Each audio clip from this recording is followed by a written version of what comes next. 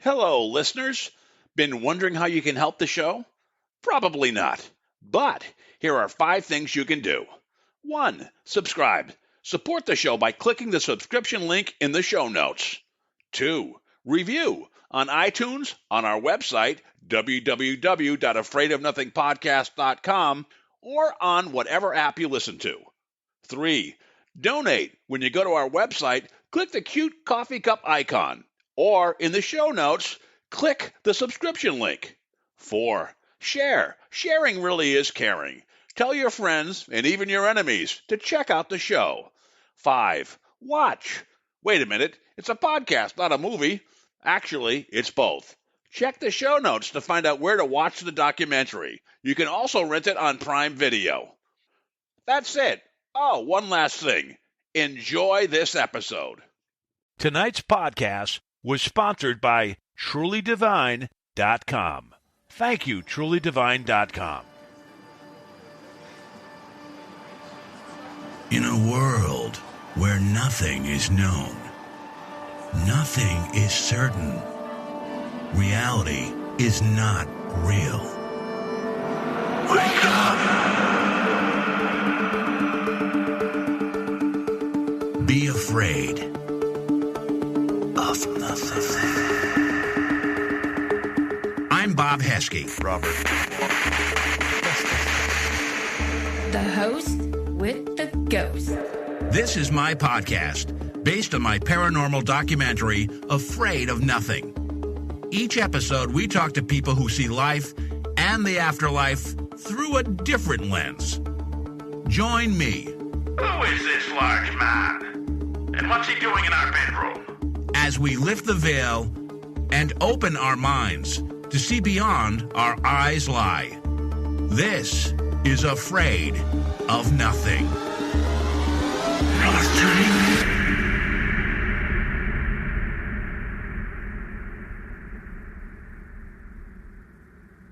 If 2020 was rough, tonight's guest is all about righting your ship. About a year ago, I kicked off my podcast with 2 episodes with a shaman from my documentary Afraid of Nothing, Brad Little Frog Hudson. Well, I brought Brad back to kick off 2021. Brad is a shamanic healer and teacher, multidimensional energy healer, best-selling author on Amazon, and an ordained minister. Brad is also a mean barbecue pit master and runs the mega-popular Hubba's Real Pit Barbecue in Westford, Massachusetts. Brad's website is www.littlefroghealing.com. After our documentary launched, Brad was getting a few emails a day from people seeking his help. In tonight's episode, Brad talks about the past year, a little slump he had as a shaman, and how some of the entities are getting tougher to deal with.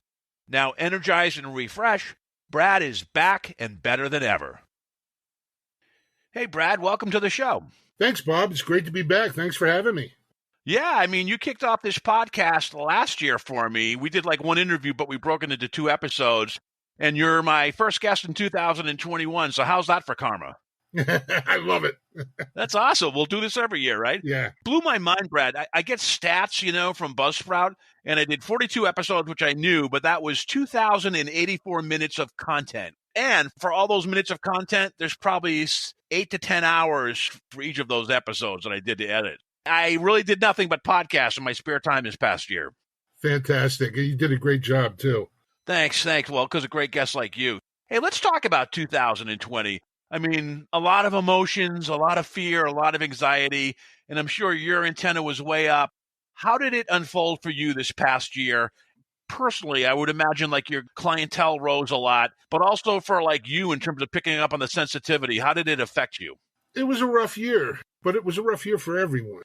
In my real life, running a barbecue business, I had ordered a new smoker last November from Dallas, and it was supposed to be delivered in April. Well, I didn't get it until the beginning of July because they couldn't get steel because of COVID. So I was just one of millions and millions of people who were inconvenienced by the whole thing. But it was very interesting to me that my spirits told me what was going on from a spiritual aspect. And I found this fascinating. And what they told me was that Gaia, Mother Earth, reached its limit with humanity. And just as humans have immune systems, our planet has an immune system. And it kicked in. And that result was COVID. The intention of Gaia, would be to reduce the population in order to reduce the stress on the planet. And I know that, we've heard varying reports over the past year of air getting better, water getting cleaner, the ozone hole getting smaller, all very positive trends. And it will come to a close, but it's going to be another 2 years. This coming year is not going to be it's going to be better, but it's not going to be great. And then next year, we'll see the residual aspects of this. And then from a client point of view, gosh, I'm usually the healer of last resort, meaning people come to me when they have exhausted all other avenues. I do no advertising. It's just word of mouth and spirit directing people to my website. And I had a lot of people contacting me throughout the year, more so than normal. And when you released Afraid of Nothing, I was amazed at how many people watched this, because my clients tripled overnight. And they were all saying that they saw me in Afraid of Nothing and they were attracted to my energy, or they were attracted to the things I said, or I just felt right to them. And so they reached out to contact me, and for various reasons. I found myself this year, in prior years, I would do mainly depossession work, that and clearing houses, or houses, property, and things. This year, there was a huge increase in the amount of people that just needed specific things healed in their bodies. They weren't looking for depossession. They were looking for just general overall health. I attribute some of that to the fact that COVID has made people with questionable health issues scared to go out, scared to go to the doctor, scared to go to the hospital. So they were looking for alternative means of healing. It was also interesting that from mid-November to mid-December, I had no clients at all. Every now and again, Spirit puts me in a down phase, a yin phase, where I'm just regrouping, I'm receiving downloads, but I'm not doing any healing work. It's a rest and recuperation kind of thing. And that happened this year for a solid month. And I reached out to a couple of my peers and asked them if they experienced the same thing, and they did, which was very interesting. And the message that we all got from our spirits was that we were receiving downloads pretty much on a daily basis. I found myself awake every night between 2 a.m. and 4 a.m. And of course, that's when the veil is the thinnest. There were a lot of new energies coming in. We've got a lot of solar flares happening, and all sorts of new stuff's hitting the earth. And that was affecting myself and other healers. But I will say it made us stronger, and it gave us what we need to work with over the next period of time, which I would imagine to be about a year before they will shut us down for maintenance, so to speak, and give us more information. It's been a strange year. I've been blessed to be able to help many more people than usual, and I'm so thankful for that, and thankful that my immediate family is safe and healthy. So when you say you get downloads, do you know what the message, what the training is as you're getting the download? Or do you have to wait until it's in you and processed, and then do you kind of realize a couple of days later what you were receiving? A little of both, but mainly not knowing what I'm getting until it comes time to use it. Prior to the middle of November, I was running into clients that had attachments that were so malevolent, I was having a very difficult time removing them. And that never happened before. So when the download started, I knew that I was receiving information because they put me to sleep. Even if I'm wide awake, if I sit in a chair, they will put me to sleep. And I have little tiny memories of disjointed bits of information that they shared with me. So I know that I received something. I just don't know exactly what it is until I am in a situation where I need that information, such as removing a very malevolent spirit from someone, and suddenly a new way of doing it pops into my head, which is the download manifesting itself. It's pretty cool because the spirits always know what I need, and they always know the right time to give it to me, even though I may be impatient at times. You say you talk to other shamans. Do you share like trade secrets and how do how you handle certain situations? Or is it just unique for each shaman? You got to kind of fend for yourself because it's your own journey. The people that I stay in touch with, we do share information, but I need to make something clear, and that is that we all had the same core shamanic training through the Foundation for Shamanic Studies. However, that gives us the basic framework from which to work our shamanic practice. And what I have found is each one of us then takes the information we were given and molds it into a process that works for us and may not work for other people. The perfect example of this is 2 weeks ago, I was talking to a shaman friend in New Brunswick, Canada, and I was explaining to her how I move these beings out of humans, and she shared with me how she works with similar circumstances, and they were not similar in the least. She had a completely different way of approaching it, which worked for her, and which is fantastic. But I tried it and it didn't do anything for me. So much as there are a zillion different healers out in the world with a zillion different approaches, that's because, we're all different. And what may attract you, Bob, may not be the same thing that attracts me to a healer. So by having so many different people with different methods of accomplishing the same task, it kind of ensures that everybody has someone they can go to for help. And I feel that's very, very important. You helped me recently and then like a colleague who had touched an Ouija board and this weird stuff happened. And it's always like funny because I'll say, well, did it work? And she had a couple things going on and she was like, I think so, but things got better. And then they're just kind of like, I think it was that because, things got better. I was like, well, it worked. And I know I was going through I felt like a lot of negativity. I talked about it in my last podcast, actually, for a span after there was an Ouija board that we got. You did a nice clearing for me, very helpful. So, yeah, those are two cases right there. I'm curious, like you said, you used to do house clearings. During the pandemic, do you have to be at a house to clear it? I imagine you have to be at a house to clear it, right?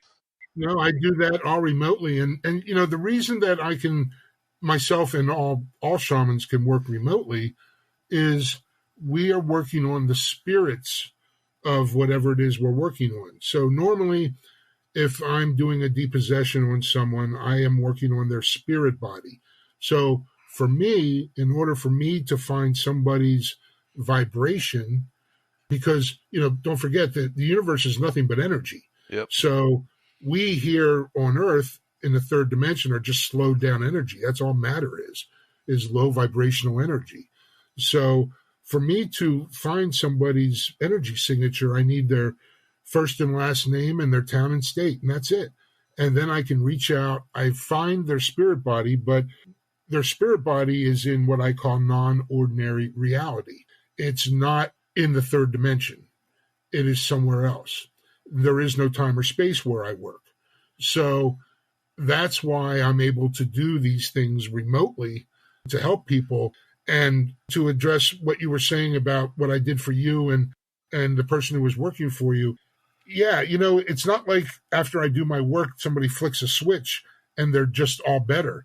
It's a gradual process. I always like to say it takes 3 or 4 days for all of my work to really show itself, because since I work on the spirit body, that work must migrate from the spirit body into the physical body. And if someone is very spiritually awake, that will happen instantly for them. And they will feel like a switch was turned on for them. But for the vast majority of people, that's why it takes 3 or 4 days before they really realize, yeah, I feel good. And then there's always the case of the person I clear who has been under the spell of that demon or malevolent spirit for so long that feeling normal is just too weird for them, and they go back to being possessed. And they do it because they want to. They don't like the feeling of being normal anymore. I have a question for you. You talked about energy. Everyone vibrates energy. What's the difference between love and energy? That's a great question, because people don't realize that love is the strongest force in the universe. Divine love is what I use to do my work. That's what I use to remove these demons. And there is no other force in the universe greater than divine love. And that's why I tell people, if you're ever unsure about where you are and what you're doing and things don't feel right, then visualize yourself surrounded by a bubble of pure divine love. And for most people, that's just a white bubble, white light. Divine love is actually a pale pink, but the divine doesn't get that concerned about colors. If you're thinking divine love and you make it white around you, that's going to work just fine. And I discovered that by mistake, purely by accident, when I was ghost hunting before I became awake.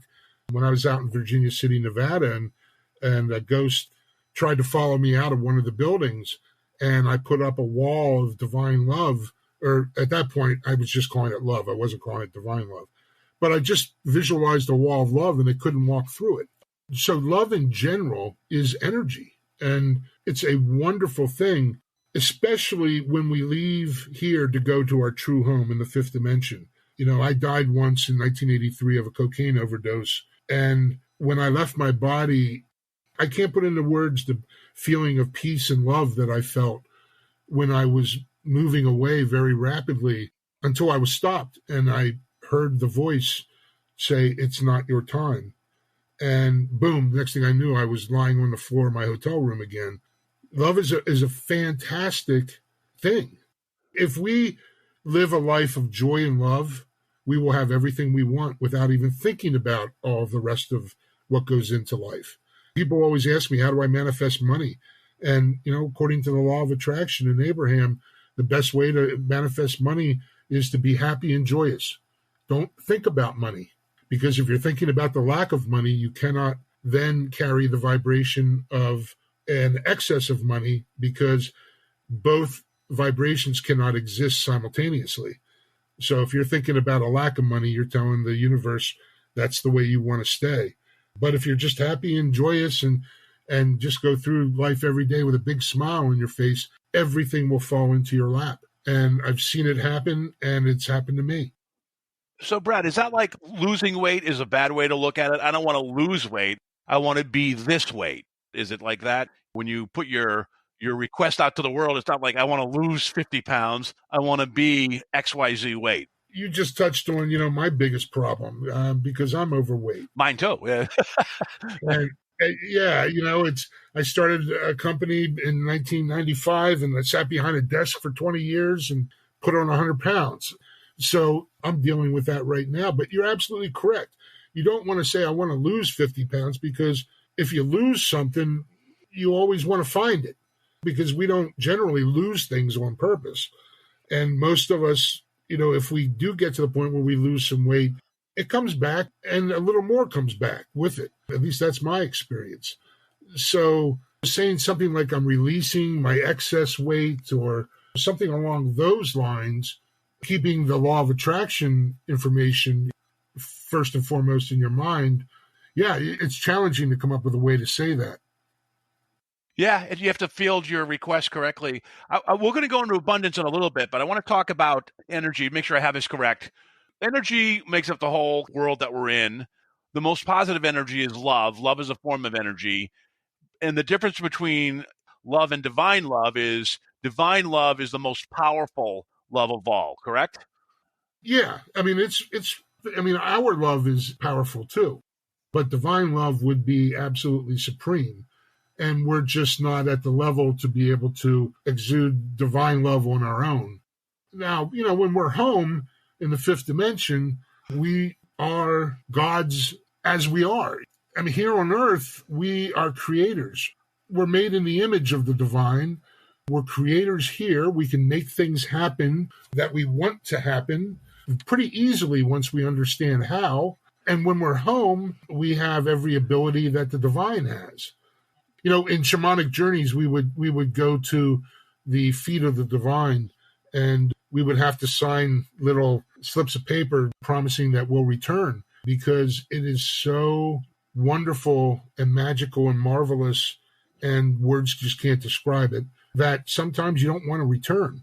You just want to stay there. And it's pretty uniform in all the NDEs that people talk about, their near-death experiences. I think pretty much to a T, they all say they didn't want to come back. And I sure didn't want to come back. Yeah. The feeling was incredible. It'll bring tears to my eyes sometimes when I think about it.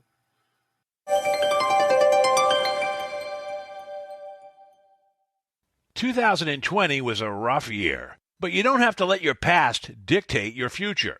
With the new year, it's an excellent time for a fresh perspective. And astrology and numerology can be powerful tools for self-awareness and self-discovery. But who do you trust? TrulyDivine.com is dedicated to assisting you on your path to greater self-awareness, understanding of others, and emotional healing. Their mission is to deliver clarity into your life, relationships, and overall direction. Ask yourself, has life become stale and redundant? Do you feel like life isn't going anywhere or things will never change? Do you want to understand the motivations and emotions of family, friends, or others in your life? Are you unknowingly provoking your own or others' emotional triggers, keeping you and your relationships trapped in toxic, repetitive patterns? Are you repeatedly attracting the same kind of individuals into your life? Are your relationships truly making you happy? Truly Divine can help. Our natal birth chart analysis is approximately 65 pages around your unique birth chart. It's very in-depth and easy to understand. Plus, you'll receive 25% off with the discount code DISCOVER. That's all caps, DISCOVER. Relationship analysis is also an excellent tool for revealing how you interact with another individual and how to overcome challenges in your relationships. Instead of feeling like life is dragging you through the mud, make the decision to control your own reins and maneuver your direction in any way you feel fit. It's your life. It's your journey. Let TrulyDivine.com be your North Star. Go to TrulyDivine.com today. That's TrulyDivine.com. Yeah, I had an uncle who was my dad's older brother. Interesting guy, kind of a rough edge to him, would fight at the drop of a hat, more of the protector, wanted to be in the service, but had health problems with his eyes or his hearing or whatever. But if he had your back, he always had your back, right? And so he, not super religious, but when he had a heart attack, I believe, and he had one of those experiences, and he actually, there was this article, I think in Reader's Digest or something, that Dr. Raymond Moody wrote about near-death experiences. And he sent it to my father, and he highlighted in yellow things that happened to him. And because he said, Ed, which is my dad's name, Eddie, I think you have a fear of death. I just want to tell you I went through this, and I highlighted what I went through, it was kind of all that stuff. I had it somewhere. I don't know if I give it back to him, but it was such an interesting thing. It was like an excerpt from that article and highlighted in yellow and his little handwritten notes on it about what he experienced. So it was crazy. So yeah, you're right. A lot of people have that. We can't leave this interview without talking about demonic depossession. Is there anything, because everybody has a hunger for that. That was our first episode, heading towards 600 downloads of it now. What did you experience? Anything interesting or particularly unique this year regarding demonic depossessions? Well, yeah, I reached that point in October where the people coming to me had attachments so powerful and so malevolent that I couldn't do anything. And these poor people, their lives are being completely changed and turned upside down. And, as I mentioned, a lot of times I'm the healer of last resort. And these people have gone through a dozen other healers and spent gobs of money trying to get better. And I wasn't able to help them. I was flabbergasted. I was a little upset because I wasn't used to being in that position. But I also found that just by working with these people, I was getting attacked a lot more. And really? Oh yeah. Right now, I'm pretty much under attack 24/7. Every time I sit down to do work, the first thing I have to do is clear myself and clear my home. And even if it was 2 hours earlier, I still got to do it again because they're coming in. Now, the good thing is that whatever it is that they send to me, I'm able to clear it from myself, but I wasn't able to clear from my clients. So quick question. Did you know when a client comes to you and wants a clearing, can you walk us through that process? And also, did you know it didn't work while you were doing it? Did you have some doubts, or were you surprised to hear after the aftermath where they called you and said, no, I'm still having these issues? Yeah, a little of both. Sometimes I'm surprised, and sometimes I just have the realization, I just know that even though I can't find the being, I know it's still there. Yeah. And then, of course, the next day, the people will call me and say, I had an awful night and it's still there. A lot of times I can get rid of them for a day or two, and then something comes back. Now, some clients will unconsciously or subconsciously call the attachments back, and they don't even realize they're doing it. I have to take that into consideration because I'm probably generally about 80% successful. And out of that remaining 20%, realistically, about 10 to 12, maybe even 15% are sabotaging themselves. But that still leaves, at least 5% of the cases that come to me where it's a being that I just haven't run into before. Is this like a virus, like a better, as an example, is this like a smarter strain that's evolved itself? Well, if they're sent to the light, they're sent to the light. So I wonder how other entities know how to linger and protect themselves or hide themselves or whatever they do. Do they hide, or or is it just what you throw at them doesn't work? Yeah, some of them do hide. Okay, so let's go through the process. So a person contacts me, they tell me what's going on, and I ask them if I can look in on them. So they give me their name and their location, and I put the phone down, and I quickly connect with my spirits, and I look at them, and I see if there's anything there. And 9 times out of 10, there is.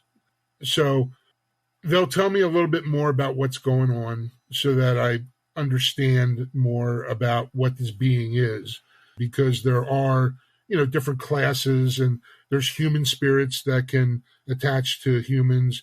And then, of course, there's these otherworldly spirits that can attach to humans. But in addition to the spirits attaching, there's also portals in our energy bodies. We have beneficial portals and we have non-beneficial portals. The non-beneficial portals are how the critters go in and out. So the first thing I have to do is identify and locate the hidden and visible portals, non-beneficial portals. So I have to close them permanently. Then I go after the beings themselves. So first I have to go after the hidden non-beneficial beings. Then I go after the non-beneficial beings. Sometimes in that short period of time between closing the portals and going right after the beings, sometimes these critters open up another portal, and I don't know about it. So I go through my process and I look to see if there's anything left, and sure enough, there's still a critter there. So I'll do it again. Well, it's still there. Do it again. Still there. It shouldn't be there after one time of doing it. Then I go back to the portals and damn, there's a portal. So I have to close that, and then I try and get back real fast.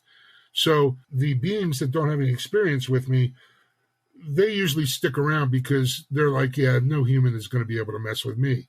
But they don't realize the level of spiritual support that I have behind me. And, because these are the guys that do the heavy lifting, my spirits. So they get a little cocky and they'll stick around. And then the next thing they know, they've been crossed into the light. Sometimes after a critter's been crossed into the light, they have a way of identifying humans whose defenses are pretty limited, and almost like putting an X on their back or something. So other beings will come in and take up residence there. And, they may be related to the one that was sent to the light. I don't know. But I do know that they're very aware of what humans they can take advantage of, and they will take advantage of them. Then when I go in, and if I've had experience with this particular species of demon or whatever before, that's when they'll get tricky, and maybe they leave for a short time, or they create a portal and jump out, and they jump back in after I leave. there's a lot of different circumstances. And lately I've found myself needing to go back in 2 or 3 times in order to complete the work. Let's say I go back in 3 times and I'm removing critters every single time. Well, pretty soon these critters decide it's not worth it. We're going to lay off this human and we're going to go find another human that doesn't know Brad Hudson. And we'll take advantage of that person.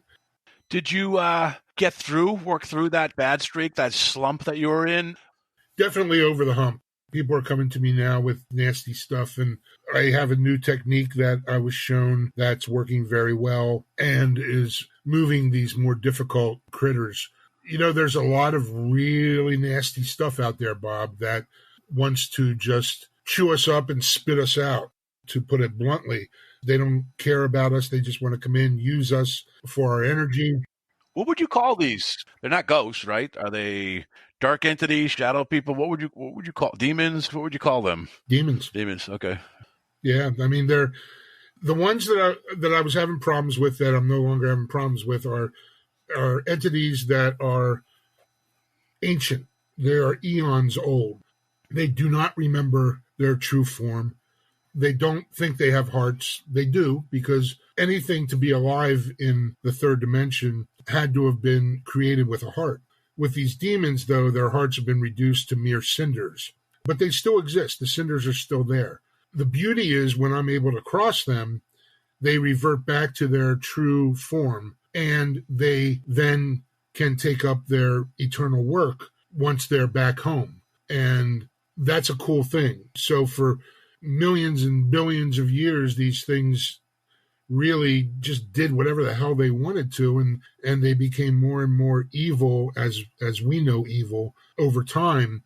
But in a span of 10 minutes, to be able to send them to the light, to revert back to their true natural form and take up their long-awaited work, is a beautiful thing. It helps the being. It helps the human, but it really helps the being too. So it's really a win-win situation for everyone. We're going to talk about abundance in a minute. We'll wrap up talking about abundance. But before that, let's address the film, which was a long time ago, or it was like 3 years ago, the Afraid of Nothing documentary. And I'm sure your process has evolved a lot since then. When we did the screening about a year and a half or so ago, you said you totally changed your process. So you had a lot of people. You had mentioned, you sent me a couple of emails, which I was glad to hear. Like, you were getting a couple of emails a day from people looking for help, which is great. So far more people were positive and drawn to you than were, as always. I found, like on my first film, Blessed, it's always the negative people that leave reviews. It always pisses me off. It's always the negative people, the cretins that can barely put a constructed sentence together, that will write a review. And all the people that say they watched it and liked it, very few leave a positive review. That was my first film. I had 170 plus reviews, and a lot of them were good, but there are a fair amount of people that just wanted to put a nail in your coffin. And it's the same thing with Afraid of Nothing. You were early on in that, and you were kind of a target for some of the reviews, which I thought was unfair. So I just wanted to take a moment for you to respond to it, because I know you. I know how you've helped me and you've helped others. I also know they may say, oh, that looks dramatic. He's just being dramatic and doing it for show. But I also know, and a shaman has rituals and processes that they do, and it's not like you're processing this in your mind. You actually, it's kind of physical sometimes when you deal with these things, like in a Ouija board that you cleared, which was what you just said. You cleared it for critters, you went back, there's more. You cleared it again. We actually edited that way down, but you spent a good 10 plus minutes there trying to get rid of all the entities, and we lost sound. We had all this weird technical stuff happen. So just want to pause there and give you a chance just to address some of which you probably saw some of the reviews. And I'll say again, you had a lot of people that really liked you, were drawn to you. Even on this podcast, people said Little Frog sold it for me, etc. But what about the naysayers, beyond like the blunt attacks where they would take it to someone's physical appearance, or whatever? How would you respond to some of the reviews that you saw? I was shocked when I first read the reviews for Afraid of Nothing, and I stopped after about 10. Many, many people were making fun of my physical features and whatnot. And, that stuff's fine. That doesn't bother me in the least, because I'm one who preaches, don't let what other people think of you determine who you are. Just ignore that kind of stuff. But the parts that got me were people that were attributing things to me that I never said or claimed. And I'll just address one of them, and that is the fact that so many people wrote in there that, why are you appropriating, Native American culture, and you're not Native American, and you should be shot and drawn and quartered for this, and blah, blah, blah. I never once have said or claimed to be Native American or that I use Native American practices. I don't. Native American shaman, are called medicine men. All medicine men are shamans, but not all shamans are medicine men. So that was about the only thing that I took offense at, was the fact that people were attributing things to me that I've never said and you never said. But I know where all of this comes from. And this is actually really important. I'm glad you brought this up, Bob. It all stems from fear. Fear is our greatest limiting belief. There should be no fear in our world. According to the book A Course in Miracles, there's a great quote in there that goes, and I'm paraphrasing, if you knew who walks beside you on your journey through this lifetime, fear would be impossible.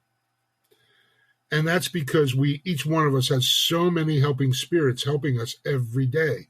They surround us, but we can't see them.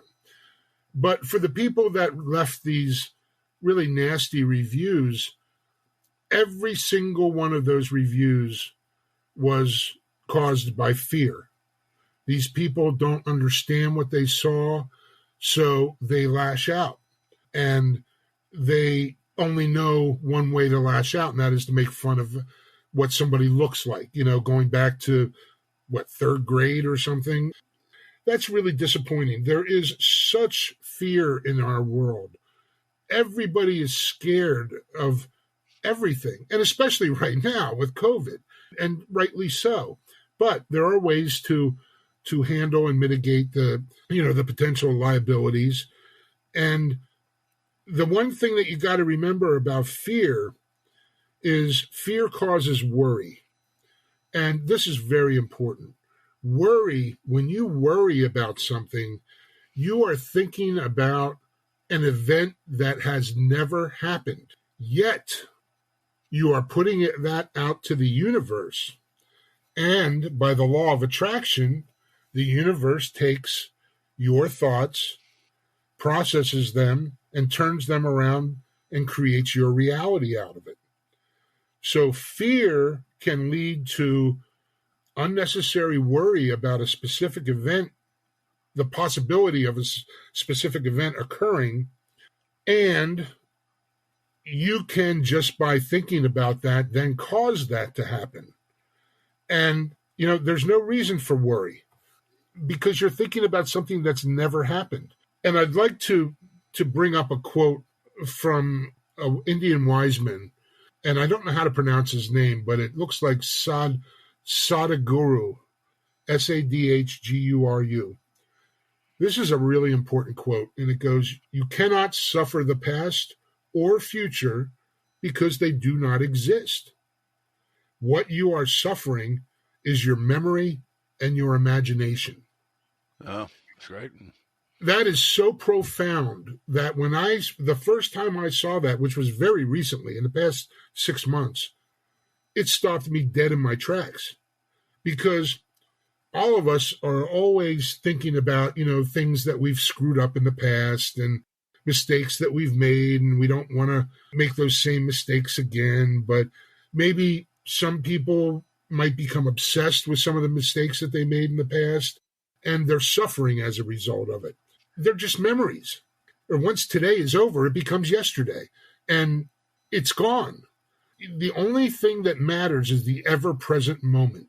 This moment that you and I are sharing right now is the most important thing in the universe for us. And we need to remember to put things in perspective and realize that all of these things that we did in the past do not matter. Because every single day that we wake up, the clock is set back. We get a chance to redo everything. Every morning that we wake up, we're starting a new day, And that gives us the opportunity to change the way we do everything. And that is so important to remember. That's a great segue to what we should talk about wrapping up the show is looking at today, which is now the clock is turned to 2021, and we've gone through a lot of adjustments this past year. Let's talk about a couple things you think people should be mindful of in 2021. And I know we can't tackle abundance in like 10 minutes, but just maybe point them, throw out a couple tips and maybe point them to your book or something else that can help them with that journey. Sure. I think that if there was one thing that I could get across to people for this year, it would be manifest what you want out of your life. And that is so easy to do. And I'm going to cover it in the next 5 minutes for everybody. Sure. The law of attraction states that thoughts are real things. And thoughts, because our universe is comprised of energy, we are energy. We're just slowed down energy. But when we're in our true home, we're just energy consciousness. Our thoughts have a vibration. They go out into the universe. The universe picks up our thoughts and then uses our thoughts in order to create our reality. So each one of us is responsible for the lives that we live. You can't go around saying the universe isn't fair or life isn't fair. It's very fair. But unfortunately, we're not given these rules at all. We should be taught this stuff in elementary school. But it's very easy to apply the law of attraction. Because human minds are so diverse, we think, I saw something one time which said that the average human thinks about 50,000 different things in the course of a day. So the law of attraction can't manifest 50,000 things for us every single day. What the universe has done is they've instituted a 17-second rule. And that 17-second rule means that if you think and concentrate about something for 17 consecutive solid seconds, that gets the universe's attention, and the universe starts putting whatever that thought was into motion to deliver it to you at some future unspecified time. 17 seconds doesn't sound like a lot of time, but if you sit down and clear your mind, it's actually takes some practice to be able to hold the same thought for 17 seconds without other things bleeding into your thoughts. Once you have mastered that, though, what I tell my clients is, okay, 17 seconds gets the universe's attention. However, 10 times 17 seconds, which is under 3 minutes, makes the universe sit up and go, whoa, Bob was pretty serious about that. I'm going to accelerate this for it, and I'm going to put this in the fast lane. Now, that's one time of thinking about something for 170 seconds, just under 3 minutes. If you can do this 10 times a day, 10 different times of 3 minutes each, the universe sits up and goes, holy cow, Bob really wants this. I got to call FedEx. I got to get my act together because I got to deliver this to Bob really fast. And you do that every single day in order to get what you want out of your life. And this applies to a new job, a new car, a new relationship, a new home. It applies to anything that you want. I'll give you a real quick example from my own life. I play guitar, and I had an amp for sale on Craigslist one time. A very nice amp, but for 6 months, I didn't even get a, hey, will you take $50 for it kind of response. I got zero response for 6 months. So one night I'm on the internet and I find these handmade amps in Seattle called Sodanos. I spent 2 solid hours researching them, thinking about them, listening to them. 120 minutes solid, just immersed in these things. And I really wanted one. I went to bed. When I woke up the next morning, the very first email in my inbox was a guy from 2 towns over who wanted to trade me his Soldano for my amp. And I met him 2 hours later in a Cracker Barrel parking lot, and we swapped amps, and we were both happy. Wow. But that's the power of the law of attraction. That was because I spent 120 minutes, solid minutes, thinking about this thing. So just imagine if you can spend 30 minutes a day in little 3-minute increments, daydreaming. That's all this is, daydreaming, the stuff we got yelled at in school for, right? This is, if you want a new job, identify what the job is that you want, and then daydream about it constantly. Imagine yourself pulling into your parking space, walking in, greeting everyone in the morning, grabbing a cup of coffee, standing around the water cooler, talking about what was on TV last night, seeing clients in your office, going out to lunch with your coworkers, seeing more clients, getting in your car, leaving for the day. Visualize that 10, 15 times a day, every single day, and you will get that job. I've used this so much in my life that it's no longer a miracle to me when it happens. It's just like, oh yeah, I knew that would happen because of what I did. And it seems like magic at first, but it's not. It's just the way that our universe is programmed. So if you want abundance, you want that nice house and that nice car and that good job and perfect spouse, you can have it. You got to do a little bit of work for it, but all we have to come up with as humans is what it is we want and why we want it. Okay, now the what it is going to vary from individual to individual, but the reason why we want it is the same for everyone because it makes us happy. And that's all the universe cares about. The universe wants us to be happy. What about the how? How is this going to happen? That's not our problem. That is the universe's problem, not our problem. We have very limited resources to make something happen, but the universe has unlimited resources. We all know that person who says, oh my God, I was sitting at home the other day and the phone rang and out of the blue, I got this offer for this great gig and it was exactly what I wanted. And they don't put two and two together and realize how they got it, but it was because they thought about it so much and the universe brought it to them. It happens all the time. So I really encourage all of your listeners to use this in their daily lives to make themselves happier and so they can experience more joy. In the intro, I mentioned that you're a best-selling Amazon author. You've written a couple books. I think one of them was on the topic of abundance. Do you mind sharing a couple books that you've written and where on Amazon they could find them? Because they're really nice short reads. And I wonder, are you thinking about doing another book in the future? Or? Yeah, thanks for bringing that up, Bob. I wrote 3 books in 2014. They're not real long. Each one's about 70, 80 pages. The first one was about my depossession work, which is really out of date now because I don't use that process at all and haven't for many years. The second book was about the 2 vision quests that I went on, where I was out in the wilderness by myself with just a sleeping bag, a tarp, and a notebook for 4 days and 4 nights, no food. And then the third one, I believe, is what you're referring to, which was called The Truth About You, Who You Are and Why You're Here on Earth. Yeah, that's it. Yep. And that not only has what I just talked about as far as the law of attraction, but tells you about the angels that you have assigned to you, tells you how to get rid of your past. There's many, many concrete tools in there that you can start using immediately. And I would also like to plug another book. Oh, by the way, those books are on Amazon. They're Kindle ready. You have to type into the search engine Brad Little Frog Hudson to find them. But I would like to talk about another book real quick called Infinite Possibilities by Mike Dooley, Dooley. It's kind of a dumbed-down version of the law of attraction. Easy read. He's a very good writer. But the reason that I love this book is that he, just about every other page, has some kind of tool that you can start using right away to manifest what you want to make it a perfect life. And it's an enormously important book for people who want to change their life. Now, if you were going to write another book yourself, it's been like 6 years. It's been over 6 years now since 2014.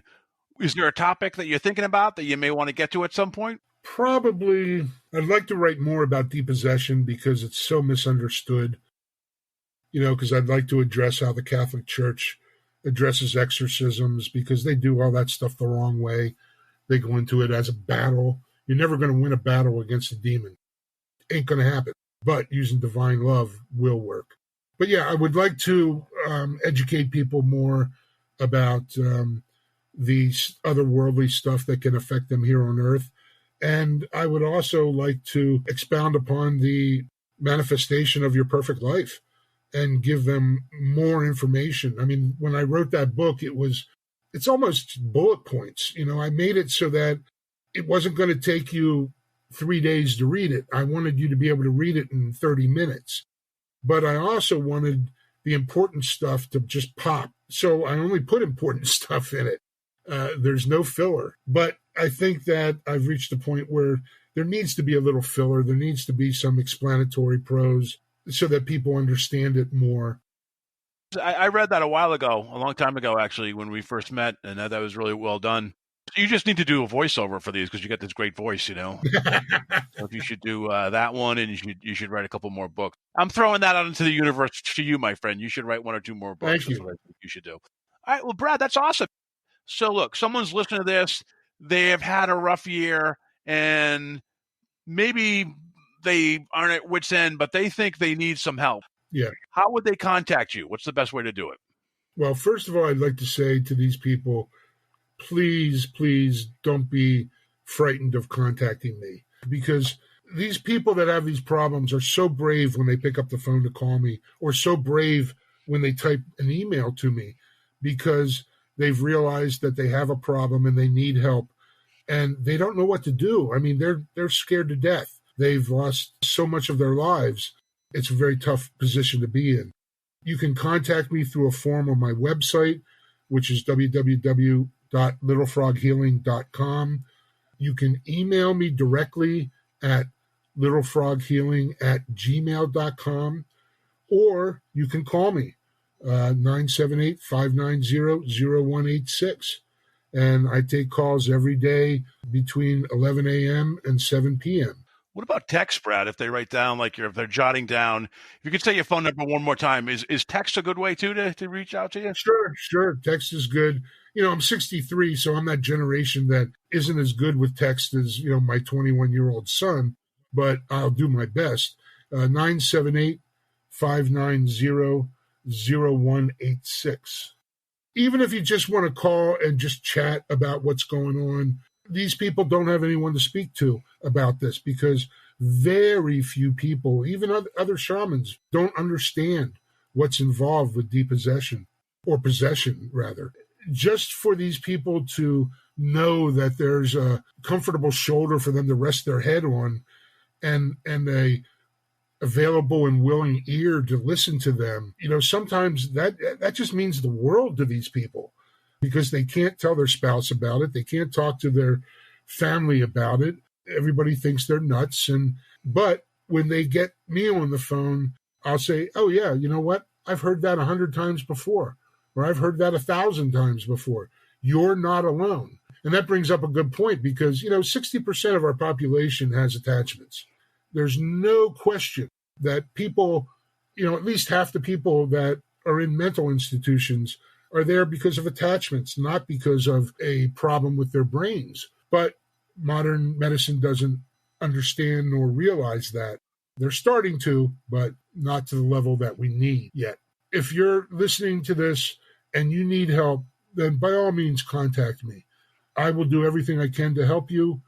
That's what I do now. I left a business that I started. I walked away from. I started it in 95. I walked away from it in 2014, just so I could be of help to people 24/7. And that was a difficult experience to walk away, but it's also the best experience of my life, because every single day I get to help people. You were in my film, the Afraid of Nothing documentary. I'm glad you're getting some traffic out of it. I hope you keep getting traffic from it, and also from this podcast. I certainly recommend they give you a call.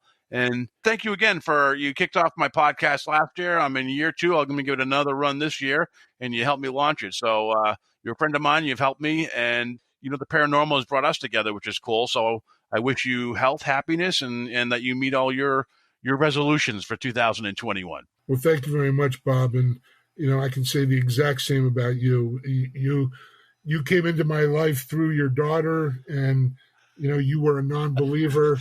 You had to throw that in. Everything changed. You know, and you made a wonderful documentary, and you've been so kind to me, and that has helped me. And you deserve all of the success that you're now starting to realize with both the documentary and the podcast. And I hope that things just keep blowing up for you, because you're a heck of a nice guy. I think you're great at your craft. I'm just absolutely thrilled and honored to be a part of it.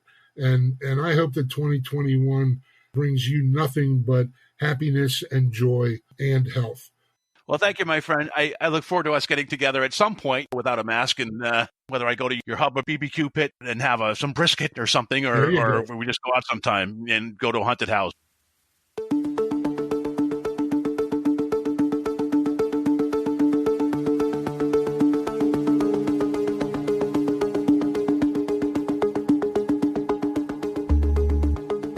You've been listening to the Afraid of Nothing podcast. Please subscribe and like us on Facebook.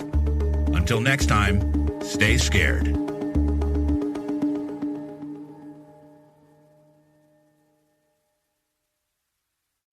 Hey, you're still here? Great. Then why not listen to another episode? Visit afraidofnothingpodcast.com to peruse all the shows. That's afraidofnothingpodcast.com. And while you're there, click the coffee cup icon to buy me a coffee and leave a review. I'll give you a shout out in an upcoming episode, and the world will know how swell you are.